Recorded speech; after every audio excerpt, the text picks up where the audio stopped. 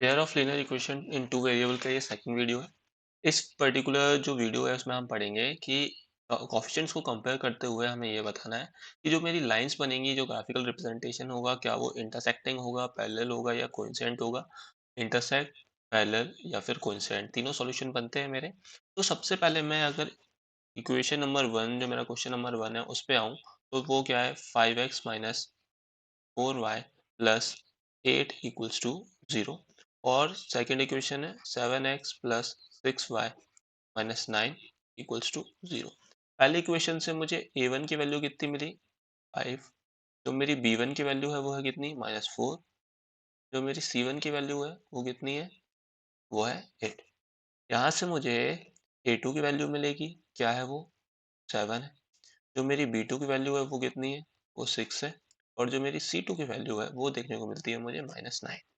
तो मैं अगर इनके कोएफिशिएंट्स का रेशो निकालता हूँ, मतलब सबसे पहले मैं क्या निकालूंगा, a1 अपॉन a2 अगर निकालता हूँ तो वो कितना आ रहा है, 5 अपॉन 7 आ रहा है। वहीं पर मैं निकालूंगा b1 अपॉन b2, जो कि देखने को मिलता है मुझे -4 अपॉन 6, जिसको डिवाइड करने पे मुझे मिलेगा -2 अपॉन 3। यहाँ से मैं एक चीज देख सकता हूँ कि a1 और a2 का जो रेशो है वो b1 और b2 के रेशो के बराबर है ही नहीं। तो यहाँ से सबसे पहले मुझे एक कंडीशन बनती है, क्या बनती है, कि a1 upon a2 is not equals to b1 upon b2। ये कंडीशन यहाँ से बन रही है। तो ये कंडीशन में मैंने आपको बताया था पिछले वीडियो में, जो मेरा सॉल्यूशन होता है उसके तीन फैक्टर्स बताए थे आपको। अगर on the basis of line की बात करें तो मेरा होता है इंटरसेक्टिंग लाइन। क्या होता है, इंटरसेक्टिंग लाइंस होती है। मतलब अगर इन दोनों इक्वेशन का मैं ग्राफ करूंगा तो फिर मुझे यहाँ से जो लाइन है वो इंटरसेक्ट होते हुए दिखाई देंगी। और इसके अलावा आपसे पूछ लिया जाए कि कौन से टाइप का सॉल्यूशन है, तो आप लिख सकते हैं यूनिक सॉल्यूशन है, क्योंकि एक पर्टिकुलर वैल्यू आपको देखने को मिलेगी सॉल्यूशन की।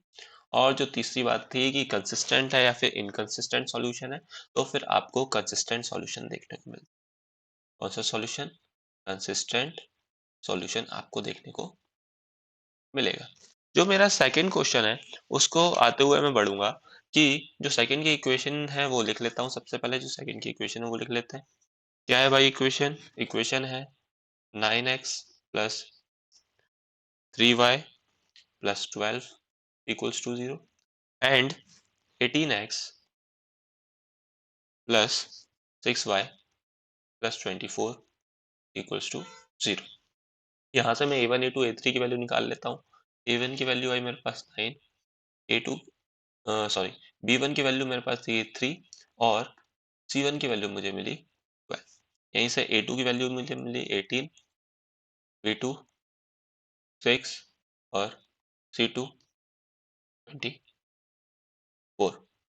तो फिर इनके कंपेयर अगर रेशियोज निकालता हूँ, मैं निकालता हूँ सबसे पहले a1 अपॉन a2, जो देखने को मिले मिले 9 अपॉन 18, डिवाइड करेंगे आपको देखने को मिलेगा 1 अपॉन 2।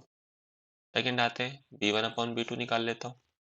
b1 अपॉन b2 की जो वैल्यू है वो है 3 अपॉन 6, जिसको डिवाइड करने पे भी मुझे मिल रहा है क्या, 1 अपॉन 2। अब मुझे c1 अपॉन c2 भी निकालना पड़ेगा इस कंडीशन में। तो फिर मिल रहा है मुझे 12 अपॉन 24, जिसको डिवाइड करने पे मुझे मिल रहा है 1 अपॉन 2। तो यहाँ से मैं ये बोल सकता हूँ कि जो मेरे तीनों रेशोज हैं वो क्या है, बराबर है। मतलब क्या कंडीशन बन रही है, a1 upon a2 equals to b1 upon b2 equals to c1 upon c2 मुझे देखने को मिल रहा है। ये जो है ये पर्टिकुलर कंडीशन आपको देखने को मिल रही है। इस टाइप पे जो मेरी लाइन बनती थी वो आप सबको पता है कि को क्या बनती थी, कोइंसिडेंट लाइन बनती थी। क्या बनती थी, कोइंसिडेंट, कोइंसिडेंट लाइंस क्या होती है मैं बता चुका हूँ आपको प्रीवियस वीडियो में, कि वो एक दूसरे के ऊपर क्या करेंगी, ओवरलैप करेंगी। वो सारी लाइंस क्या होती है, कोइंसिडेंस लाइन आपको देखने को मिलते हैं। इसके अलावा आपसे सॉल्यूशन पूछ लिया जाए तो कौन सा सॉल्यूशन होता है, इन्फिनाइटली मैनी सॉल्यूशन होता है। इन्फिनाइटली मैनी सॉल्यूशन होता है, इन्फिनाइटली मैनी सॉल्यूशन होता है। और एक और चीज कि कंसिस्टेंट होगा या इनकंसिस्टेंट होगा, तो आपको देखने को मिलेगा इस कंडीशन में मुझे कंसिस्टेंट सॉल्यूशन देखने को मिलता था। क्यों, क्योंकि भले ही आपको बहुत सारे सॉल्यूशन मिले, लेकिन सॉल्यूशन आपको देखने को मिल रहा है।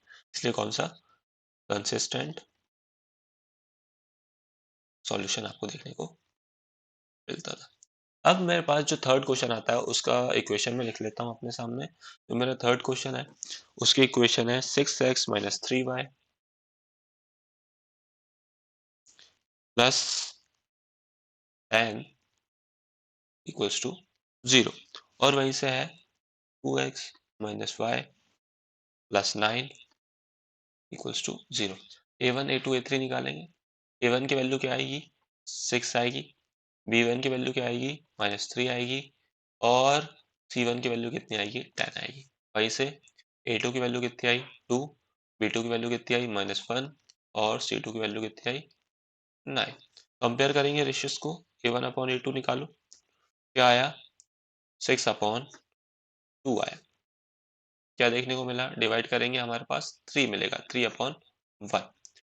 दूसरा निकालते हैं b1 अपॉन b2, जो है -3 upon -1, minus minus cancel out होगा, क्या होगा 3 अपॉन 1 होगा। c1 अपॉन c2 निकालते हैं, तो फिर यहाँ से मुझे देखने को मिलेगा 10 अपॉन 9। यहाँ से मेरे पास एक कंडीशन बनती है, वो कंडीशन क्या है आपको सामने दिख रही होगी कि दो रेशोस तो बराबर है, मतलब a1 अपॉन a2 जो बराबर है किसके b1 अपॉन b2 के, लेकिन नॉट इक्वल्स टू है क्या c1 अपॉन c2 के। तो इस पर्टिकुलर जो कंडीशन थी उसमें मुझे किस टाइप की लाइन देखने को मिलती थी, आपको बताया था मैंने कि इस टाइप में मुझे पैरेलल लाइंस देखने को मिलती थी। कौन सी पैरेलल लाइंस, पैरेलल लाइंस। कौन सा सॉल्यूशन मिलता था, नो सॉल्यूशन, कोई भी सॉल्यूशन इस पर्टिकुलर इक्वेशन का नहीं होता। और कंसिस्टेंट या इनकंसिस्टेंट, तो फिर कौन सा इनकंसिस्टेंट सॉल्यूशन। तो इस तरीके से आप पता कर सकते हैं कि कौन सी लाइन है, कौन से टाइप का सॉल्यूशन रहेगा, कंसिस्टेंट है, इनकंसिस्टेंट है, सब कुछ।